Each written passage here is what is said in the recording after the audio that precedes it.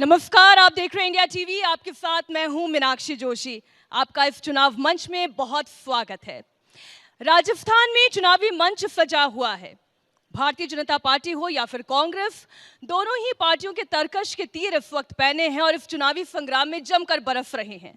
कौन आगे है, कौन पीछे है, कौन जीत रहा है, कौन हार रहा है या फिर ये चुनाव फंसा हुआ है, चर्चा करने के लिए दो बेहद खास मेहमान हमारे साथ इस मंच पर मौजूद हैं। भारतीय जनता पार्टी की ओर से शहजाद पूनावाला हमारे साथ इस चर्चा में शामिल हो रहे हैं और कांग्रेस पार्टी की ओर से इस वक्त अतुल लोंढे पाटिल हमारे साथ इस मंच पर मौजूद है। बहुत स्वागत आप दोनों ही मेहमानों का। 156 का टारगेट लेकर इस वक्त कांग्रेस पार्टी चल रही है। अतुल जी, 156 का टारगेट, बहुत बड़ा टारगेट ले लिया है। आप आ रहे हैं या जा रहे हैं? जब 156 के टारगेट की बात हुई तो उसका मतलब है हम दमदार तरीके से वापस कर रहे हैं, दमदार तरीके से वापस कर रहे हैं। पहले सबको आपको नमस्कार, खंबागनी। हमने काम ऐसे किया, हम काम के बदौलत आ रहे हैं। हमने 7 गारंटी दी है, वो 7 काम हमने जो किए इसके पहले उसके बदौलत दिए हैं। और राजस्थान की देश की जनता जानती है हमने जो काम किया है। 500 रुपये का सिलेंडर दिया हमने, तो ऐसी बौखलाहट हुई। देश के प्रधानमंत्री राजस्थान में कई महीनों से आ रहे हैं, वो जहाँ चुनाव होता है वहाँ बार बार जाते हैं। दिल्ली में काम नहीं होता है तब, तो वहाँ 600 रुपये सिलेंडर देंगे कह रहे थे। और आज उनका घोषणा पत्र आया और घोषणा पत्र में कह रहे 450 देते हैं। मैं आज इस ऑडियंस से पूछना चाहता हूँ, देश के प्रधानमंत्री है, 30 साल के बाद दूसरी बार पूरा मैंडेट लेके आए हैं, पूरे देश में क्यों नहीं कर देते 450? पूरे देश में क्यों नहीं कर देते 450? यह हमारा पहला सवाल है। आपने कहा हमने 2000 यूनिट बिजली जो है वो किसानों को फ्री दी है, 100 यूनिट बिजली जो है वो आम लोगों को दी है। 1 करोड़ 92 लाख परिवार है, जिसमें से 1 करोड़ 80 लाख परिवार किसी न किसी तरह से बेनिफिशियल है। प्रधानमंत्री यहां आते हैं, 5 लाख के बीमा की बात करते हैं, प्रधानमंत्री बीमा की। यहां 25 लाख का बीमा हमने दिया है, स्वास्थ्य का, चिरंजीवी स्वास्थ्य बीमा। हम नहीं चाहते किसी की इसको जरूरत पड़े, लेकिन 25 लाख का बीमा जो दिया है ना, किसी को हार्ट का प्रॉब्लम हो जाए, किडनी का, लीवर का प्रॉब्लम हो जाए, लोगों की जमीनें बिक जाती है, माता बहनों का गहना बिक जाता है। तो एक सपोर्ट देने की कोशिश जो है, चिरंजीवी योजना जो है, वो चिरंजीवी योजना जो है वो देने का काम किया है। राहत कैंप लगाए हमने, राहत कैंप लगाए। राहत कैंप में 1 करोड़ 40 से ज्यादा लोगों ने रजिस्टर किया है। तो ये सारे काम जो है, सरकार तो अतुल जी इस वक्त 7 गारंटीज दे रही है। पूरे शहर में जब हम घूमते हैं, शहजाद जी, गहलोत जी की 7 गारंटी दिखाई देती है। गृह लक्ष्मी की गारंटी है, 500 रुपए में गैस सिलेंडर की गारंटी है, अंग्रेजी मीडियम में शिक्षा की गारंटी है, गृह लक्ष्मी की गारंटी है। बताइए, गारंटी है, आप कौन सी गारंटी ले रहे हैं? यहां पर तो बेटा बाप की गारंटी लेने को तैयार नहीं है, लालधारी में पता चल गया। अद्भुत है, जो अपने मुख्यमंत्री की गारंटी नहीं लेना चाहते और उनको घोषित नहीं करते, पिता के विषय में बेटा गारंटी नहीं लेता। सचिन पायलट से लेकर बाकी इनके विधायक अपने ही मुख्यमंत्री की गारंटी न लेते हुए धरने पर बैठते थे, आज वो गारंटी यात्रा निकाल रहे हैं। आज तो मुख्यमंत्री जी आपको क्षमा यात्रा निकालनी चाहिए, क्षमा यात्रा निकालनी चाहिए कि पुरानी जो गारंटी दी थी, किसानों के कर्ज माफ करेंगे। अभी यहां पर कहा गया 22 लाख किसानों के कर्ज माफ हुए। आपको पता है कितने किसान हैं राजस्थान में जिनके कर्ज थे?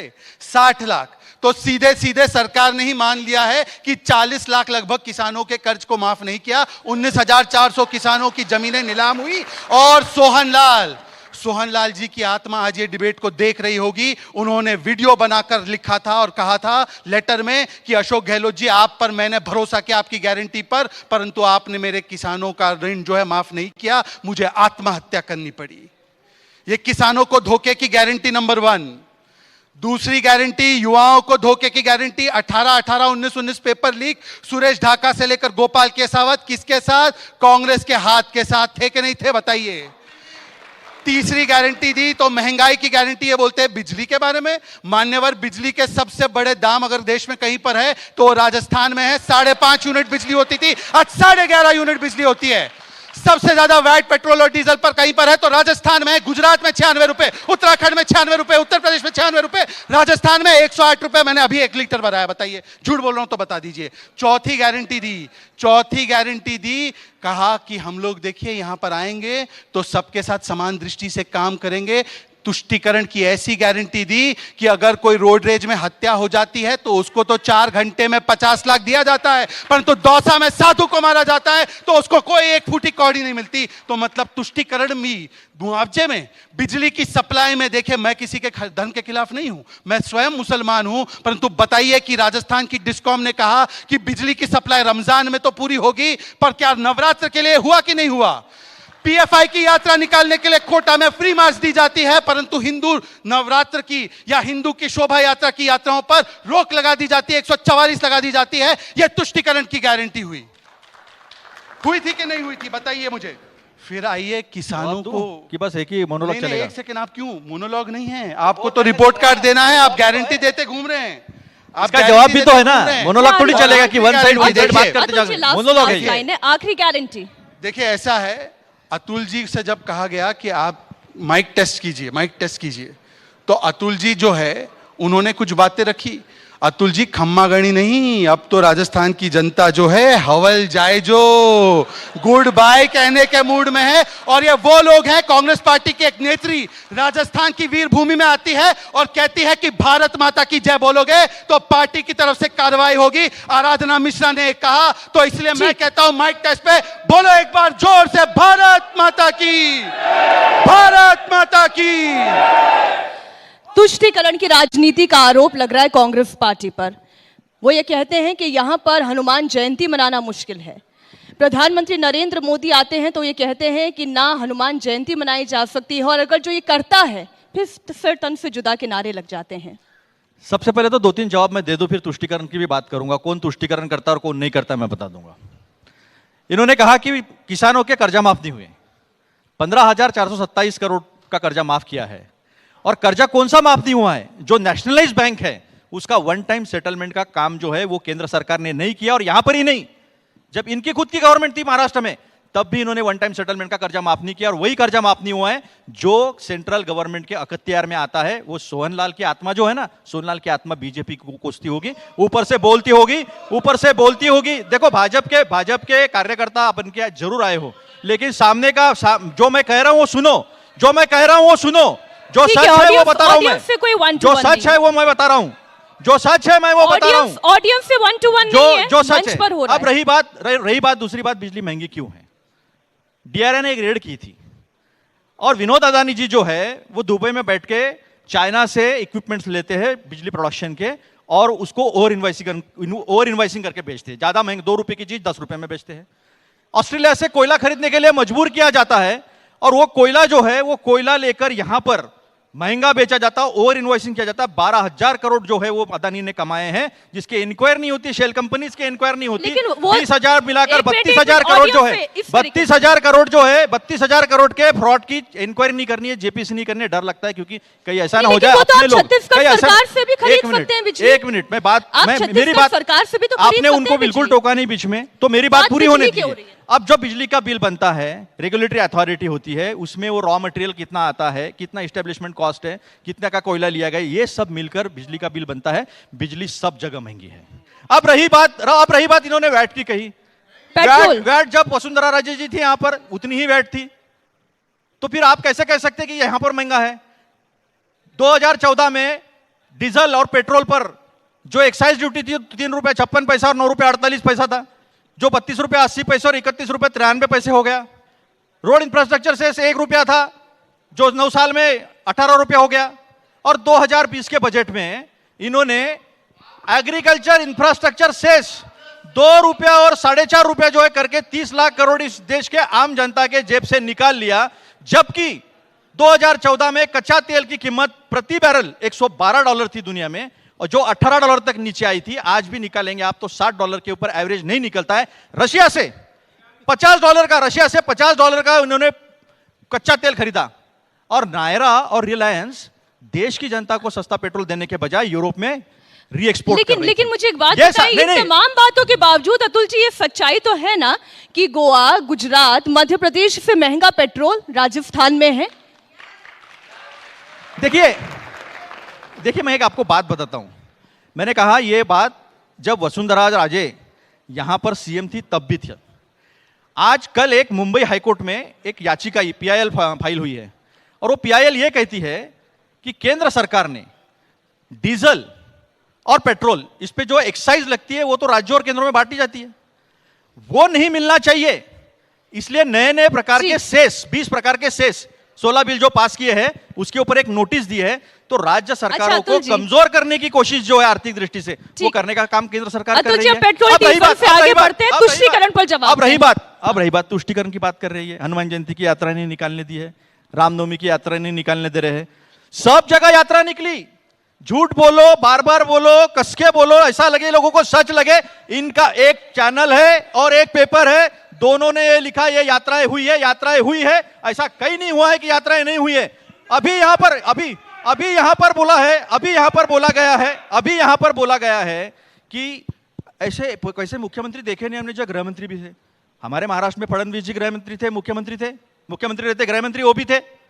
आज बताऊं मैं आपको, आपने कहा क्या क्राइम रेट है? क्राइम रेट में सबसे ऊपर जो है आसाम है, हरियाणा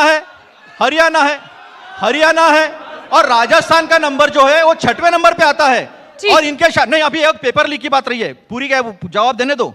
अब पेपर लीक की बात आई, नरेंद्र मोदी जी यहां आकर पेपर लीक का आरोप करते हैं, बीजेपी के कार्यकर्ता सामने बैठे हुए आरोप करते हैं, यहां बैठे प्रवक्ता आरोप करते हैं, सचिन पायलट भी आरोप लगाते हैं। 25 पेपर लीक गुजरात में हुए सर, सचिन पायलट भी आरोप लगाते हैं। 25 पेपर जो है गुजरात में लीक हुए। मध्य प्रदेश में पेपर लीक हुए, पटवारी घोटाला सबसे बड़ा हुआ लगातार। हरियाणा में लगातार पेपर लीक हुए और हमारे महाराष्ट्र में भी लगातार पेपर लीक हुए। और सुनिए, मध्य प्रदेश में बीजेपी के एक विधायक के इंस्टीट्यूट में 10 लोग पास हुए और जो टॉपर थी उसे कितने जिले हैं वही पता नहीं है। मैं वही तो कह रही हूँ कि सचिन राजस्थान में आपने क्या किया? मीनाक्षी जी सुनिए ना, सचिन पायलट खुद आरोप लगाते हैं कि पेपर लीक हुए, लेकिन सरकार ने किया क्या? आरोप तो यही है ना। ऐसा है कि इस सरकार ने ऐसा कानून बनाया जिसमें आजीवन कारावास की सजा मुकम्मल की और 10 करोड़ का जुर्माना साथ में लगाने का जो एक कानून बताया। मुझे आज बताइए कौन सा भाजपा शासित राज्य है जिसने पेपर लीक पे कोई कानून किया हो? ठीक, कहीं नहीं किया है कानून। हमने कानून करके दिखाया है, और जब भारत माता की जय बोलते बोलते फांसी पे चढ़ने का वक्त था, वंदे मातरम कहते से ब्रिटिश गोली मारते थे, तब तो वहां पर ठीक है। आज की बात करें ना, आज की बात नहीं कहा भारत माता की जय, प्रियंका तब नहीं कहा वंदे मातरम। अतुल जी, प्रियंका गांधी यहाँ पर आती हैं और वो आरोप लगाती हैं बीजेपी का एक तरीका है राजनीति करने का, काम मत करो, चुनाव आने पर झूठे वादे करो, जाति की बात करो, धर्म की बात करो, लोगों को आपस में लड़ाने की चाल चलो। ये तरीका है बीजेपी का। देखिए, मैं प्रियंका जी को तब सीरियसली लेता अगर उनको यह पता होता कि एमएसपी को हिंदी में क्या बोलते हैं, न्यूनतम समर्थन मूल्य। मैं प्रियंका जी को तब सीरियसली लेता जब वो उनको पता होता। मैं तो भारतीय मुसलमान हूं, मेरे मुसलमान भाई भी बैठे हैं, हमको भी पता है राम जी 14 साल वनवास काट के आए, प्रियंका जी कहती है 13 साल में वनवास हो गया। और प्रियंका जी ने एक और अद्भुत बात की है, मेरे पास सारे वीडियो है, दिखा सकता हूं। उन्होंने कहा ये मोदी जी है ना, ये मोदी पेट्रोल और डीजल पर जीएसटी लगाता है। मान्यवर, जीएसटी में कब इंक्लूड हो गया पेट्रोल डीजल, बताइए जरा। इसीलिए ये पार्ट टाइम लोगों से क्या लेना देना। पर मैं आपको बताता हूं, नफरत की जहर वो होता है जब एक नेता उदयनिधि स्टालिन बोलता है कि मैं सनातन और हिंदू को समाप्त कर दूंगा। अरे औरंगजेब की औकात नहीं थी, ये पृथ्वीराज चौहान की भूमि है, ये मां पद्मावत की भूमि है, तुम्हारी क्या औकात है? तुम हिंदू को समाप्त करोगे। फिर कांग्रेस के नेता प्रियंक खड़गे कहते हैं कि सनातन बीमारी होती है। ये कांग्रेस के लोग कहते हैं राम जी का अस्तित्व नहीं था। ये कांग्रेस के लोग कहते हैं राम मंदिर को लटकाने के लिए 24 लॉयर भेज दो।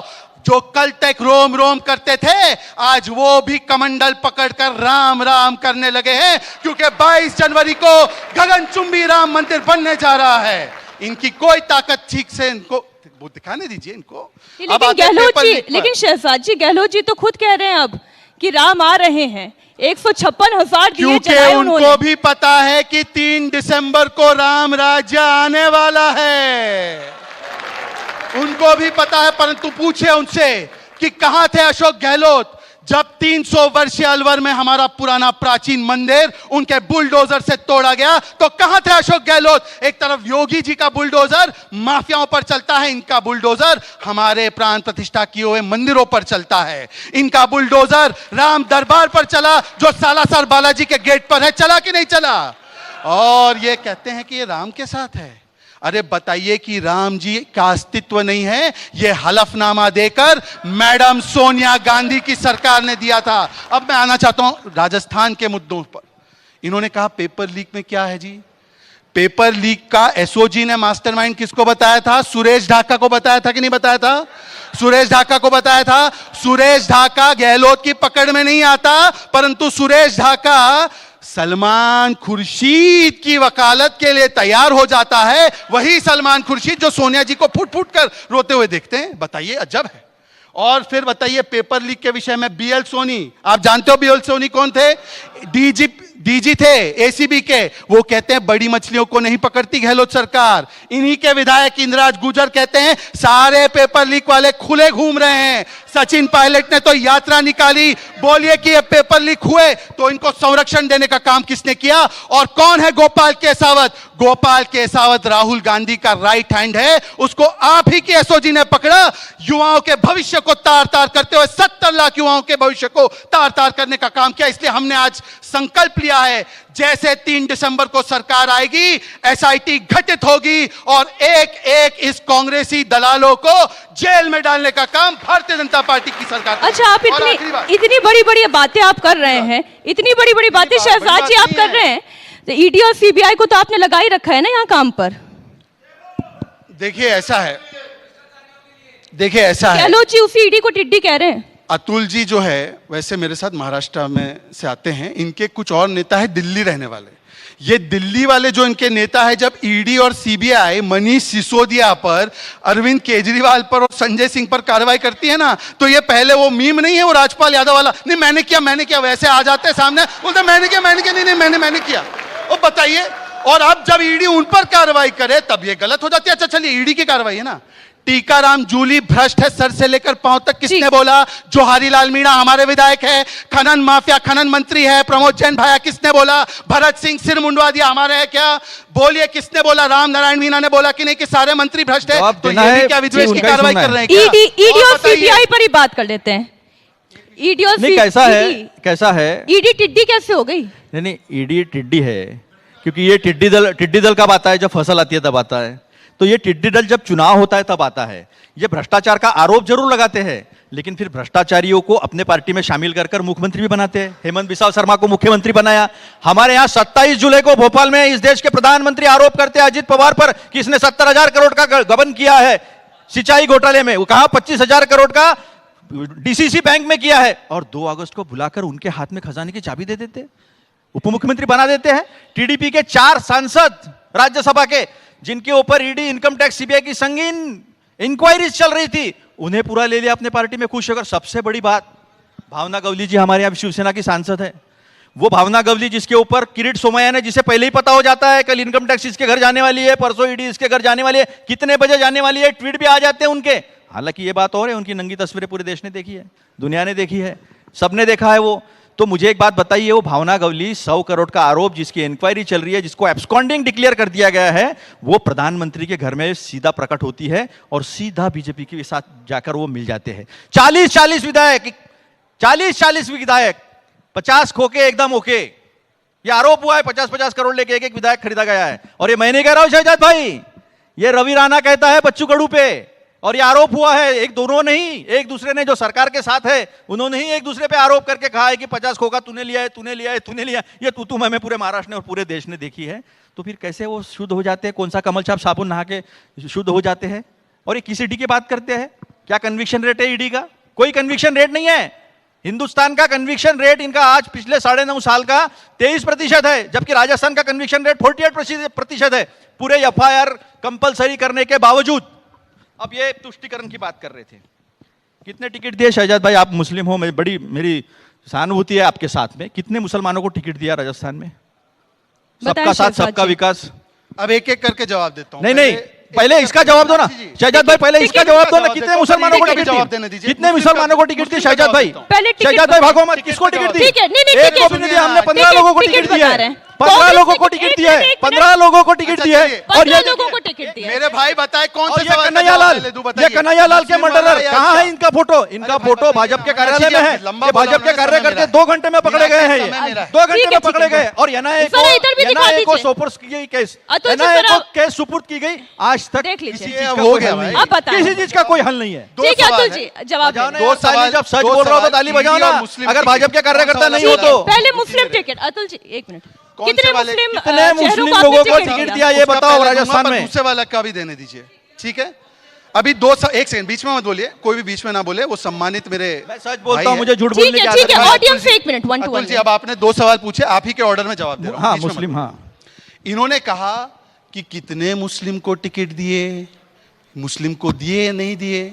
मैं इनसे पूछना चाहता हूं, हमारी पार्टी में ना हिंदू को, ना मुस्लिम को, ना पारसी को, ना सिख को, ना ईसाई को, हम भारतीय को टिकट देते हैं क्योंकि हर अरे एक ये तो व्यक्ति भारतीय जलेबी का है, नागरिक ये तो जलेबी है, ये तो भागने वाली जलेबी बात है। है। मुझे पता ये है, भागने वाली बात है। जवाब ये तो देने जलेबी दीजिए। है। डेमोक्रेसी मुझे मीन्स जवाब देने दीजिए रिप्रेजेंटेशन। ना, मैं आ रहा हूं भाई। कितनी लोकतंत्र उत्तेजना मीन्स क्यों है? प्रतिनिधित्व। इतनी उत्तेजना क्यों है? डिस्टर्ब मत ठीक है, नाम बताइए मैं ना। अपने हिसाब से नाम जवाब बताइए। दूंगा ना। हाँ। अब इन्होंने कहा, मैं बस एक ही सवाल पूछना चाहता हूं। सारे पांच राज्यों में चुनाव हो रहे हैं ना, 5 राज्यों में। मध्य प्रदेश में 10% मुस्लिम वोट है, राजस्थान में भी लगभग 10% मुस्लिम वोट है। सुनिए ना, 12% है, 12%, ठीक है 12% है।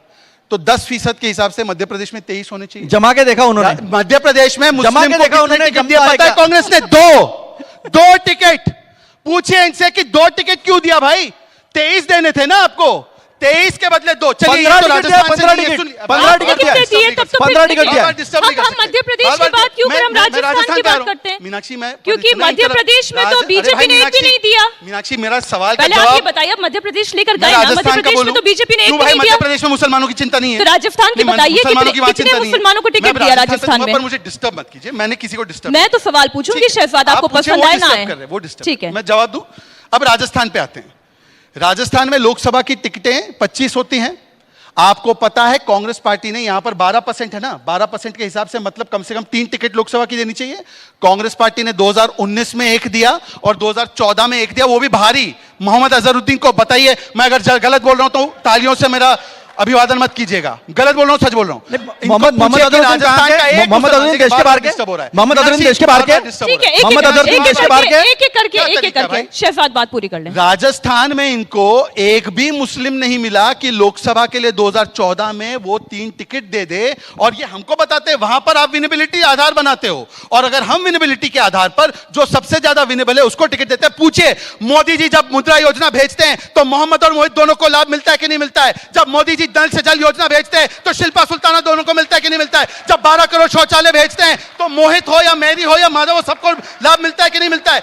सबसे ज्यादा लाभ अगर मोदी जी की स्कीमों का किसी को मिला है तो एसटी, एससी, ओबीसी और मुस्लिम को मिला है, माइनॉरिटी को मिला है। इसीलिए ये कहना बंद कीजिए, और अगर ऐसा होता तो बताइए ना। जवाब लो। मुस्लिम समाज यहां पर बैठा है। जवाब लो। 14 जो सर्वोच्च नागरिक पुरस्कार मिले हैं, सर्वोच्च नागरिक पुरस्कार में से 14 में से 7 जो मोदी जी को मिले हैं वो मुस्लिम देशों से मिले हैं। सऊदी ने भी दिया, पैलेस्टाइन ने भी दिया, अफगानिस्तान ने भी दिया, बांग्लादेश ने भी दिया, यूएई ने दिया, बहरीन ने दिया। ये होती है कमिटमेंट। आप कह रहे हैं कि वो सारे मुसलमानों के खिलाफ है। अब आते हैं तुष्टीकरण के बात पर और ईडी की बात। ईडी ईडी चलिए, ईडी पर तो इन्होंने बहुत कब बोला। चढ़ेगी ED देवेंद्र परमार की भाई, बीच सीढ़ी? में हर बार रनिंग कमेंट्री कर रहे हो क्या? ईडी की बात करें, फिर हम चेहरों की ईडी की राजनीति बात करें। यह है कि ठीक ईडी अरे देवेंद्र ठीक है, परमार, ईडी की बात करें, क्लियर करें। नरोत्तम। अब देखिए इन्होंने ईडी को क्या बोला, ये टिड्डी है, टिड्डी है, टिड्डी है।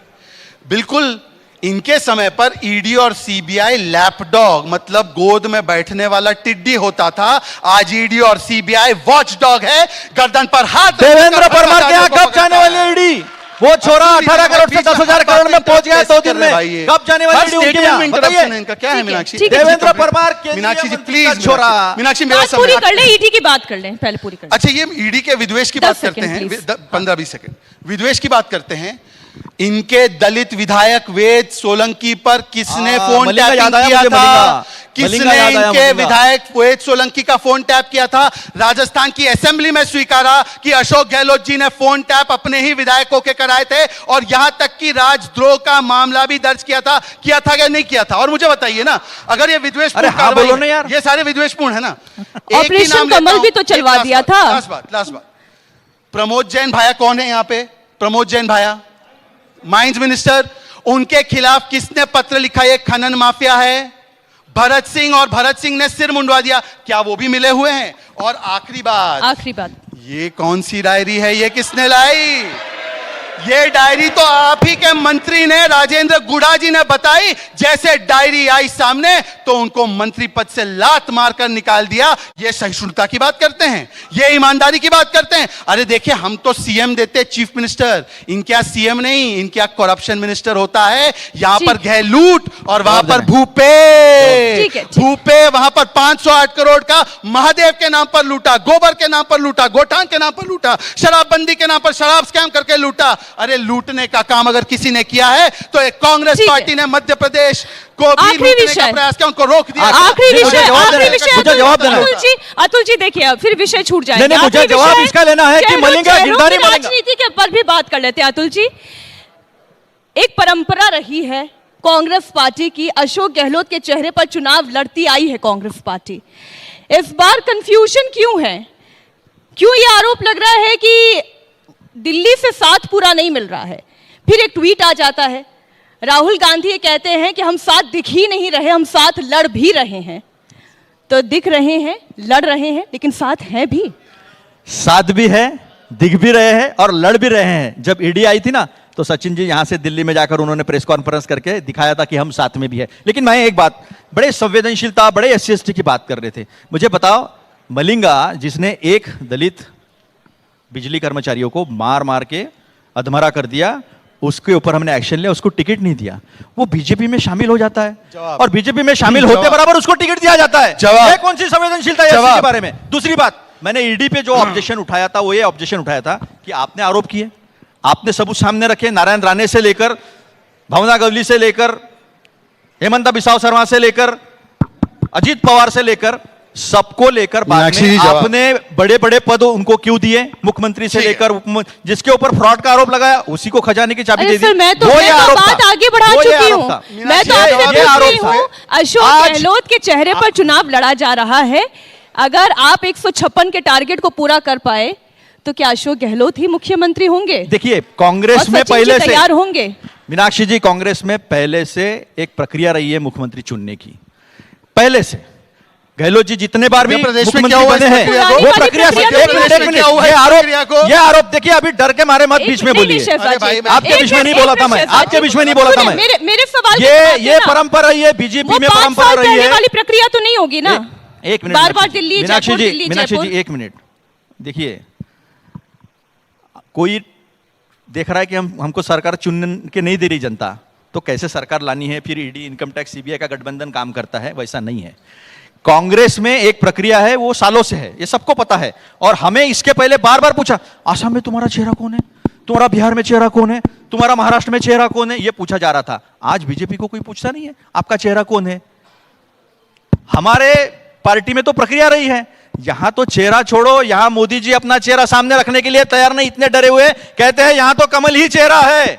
तो ये डरा हुआ बात जो है वो सब सामने आता है। बात हो रही है शहजाद जी, चेहरा कौन है? अरे हमारे यहाँ तो कोई एक हाजिरी आवाजी हो जाएंगे, हमारे यहाँ सीएम, हमारे यहाँ कोई भी सीएम हो सकता है, विधायक दल का नेता बन जाएंगे, हो जाएंगे सीएम, उसमें क्या कौन सी बड़ी बात है? वसुंधरा राजे चेहरा है। बताओ ना, आपके यहाँ तो परंपरा रही है। अतुल जी शांत हो जाएं, इनके यहाँ तो परंपरा रही है ना, तो परंपरा आपने सवाल पूछा है, परंपरा वसुंधरा राजे चेहरा है, वसुंधरा राजे चेहरा है, या गजेंद्र शेखावत चेहरा है, या दिया कुमारी चेहरा है? नरेंद्र मोदी जी तो मुख्यमंत्री नहीं बनने वाले ना। देखिए, मीनाक्षी जी इतने उत्साह से पूछ रही है कि चेहरा कौन है, आपका चेहरा कौन है, मतलब मीनाक्षी और इंडिया टीवी ने मान लिया अगली सरकार कमल के चेहरे वाली सरकार ही बन रही है। मीनाक्षी जी, आपकी हार्दिक हार्दिक शुभकामनाएं आपको। और चेहरा ही पता नहीं और सरकार बन जाएंगे, बात कर रहे हैं। बीच में नहीं, मैं पूरा सुना उनका।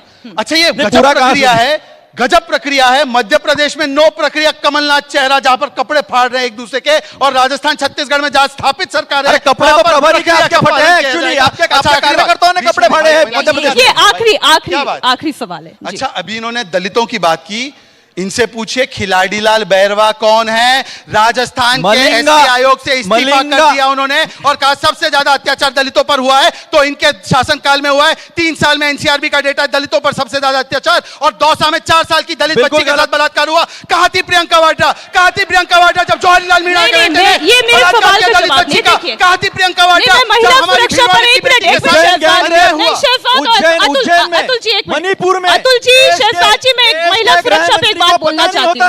एक मिनट अतुल जी, महिला सुरक्षा पर तो ना राजस्थान की सरकार बोले, ना मध्य प्रदेश की सरकार बोले, ना मणिपुर की सरकार बोले। महिला सुरक्षा को लेकर, एक मिनट अतुल जी प्लीज। इस वक्त योगी जी यहाँ पर थे, उस वक्त बीएचयू की एक आईआईटी की लड़की महिला सुरक्षा की बात पर राजस्थान में महिलाओं के खिलाफ जितने अत्याचार की खबरें आई, यहाँ पर जनता बैठी हुई है, चाहे वो मणिपुर हो, मध्य प्रदेश हो, चाहे राजस्थान हो, तो महिलाओं के मामले पर तो कोई सरकार बोलने की हिम्मत करे ना। क्योंकि मणिपुर में क्या होते देखा, हम करते हैं। देख लिया। नहीं, एक मिनट, नहीं, ये बात यही खत्म होगी। वसुंधरा राजे मान गई हैं या नहीं मानी है? धौलपुर की रानी तैयार हैं? ये नहीं मानी थी, आपको कब जाकर बताया उन्होंने? तो फिर एक बात बताएं, नहीं मानी थी, तो फिर उसका प्रमाण दो, फिर मैं इसका जवाब दूं। एक बात बताएं, मोदी जी के साथ मंच पर दिखती क्यों नहीं? मीनाक्षी जी, क्योंकि पिछले सत्र में अरुण जी से यह भी पूछा गया था प्राची के द्वारा कि अब तो सचिन और अशोक गहलोत जी जो है वो हाथ में हाथ पकड़कर बैठे हैं, हाथ में हाथ हैं, तो मैंने उस पर एक छोटी कविता लिखी है। कल तक जिसे कहते थे निकम्मा नकारा, आज वो लगे प्यारा प्यारा। बेटे ने कहा पापा आपकी सरकार नहीं आती दोबारा, तो गुर्जर समाज को मनाने का बस यही एक इशारा।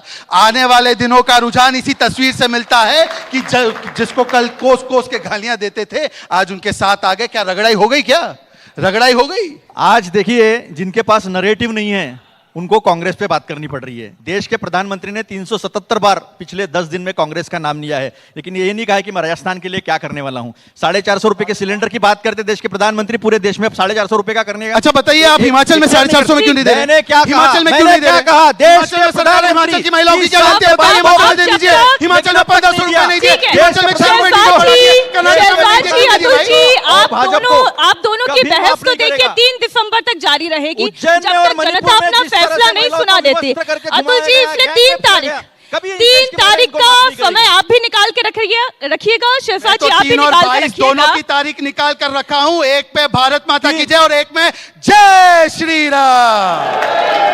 तो अब देखना ये होगा कि 3 दिसंबर को जय श्री राम कौन सी पार्टी का होता है और कौन सी पार्टी की विदाई होती है। बहुत शुक्रिया हमारे साथ इस चर्चा में शरीक होने के लिए। अतुल जी आपका भी, शहजाद जी आपका भी।